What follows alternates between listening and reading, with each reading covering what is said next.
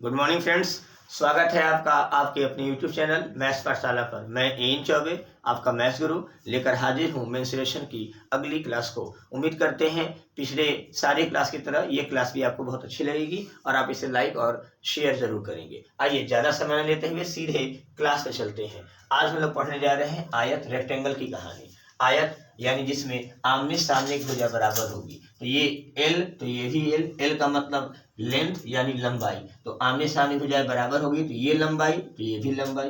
B यानी B मतलब breath यानी चौड़ाई, तो ये भी चौड़ाई तो ये भी चौड़ाई। तो ये लंबाई लंबाई, ये चौड़ाई चौड़ाई।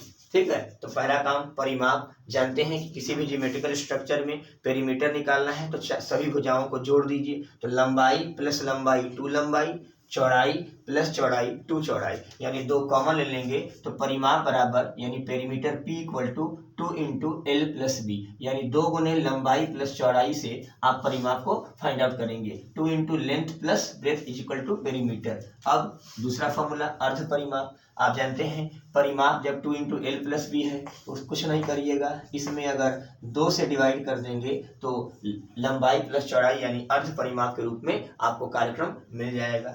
तीसरा फॉर्मूला विकर्ण, under root L square plus B square. विकर्ण क्या होगा? Under root L square plus B square. सबसे important formula area of rectangle, क्षेत्रफल बराबर लंबाई गुणे चौड़ाई। क्षेत्रफल बराबर लंबाई गुणे चौड़ाई। अब अगर लंबाई में आप p% की वृद्धि कर दे रहे हैं तो चौड़ाई में 100 into P by 100 plus p% की कमी करनी होगी ताकि आपका जो क्षेत्रफल है वो अपरिवर्तित रहे। ये परसेंटेज का कॉन्सेप्ट है।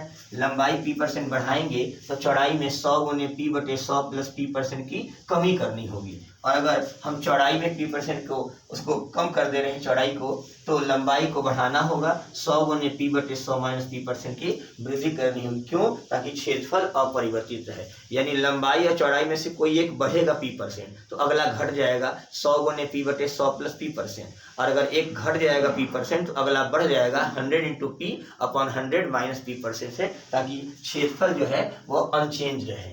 अब सबसे इंपॉर्टेंट फॉर्मूला, अगर आपके सामने सेमी पेरीमीटर यानी अर्ध परिमाप और विकर्ण यानी डायगोनल गिवन है, क्या क्या दिया है?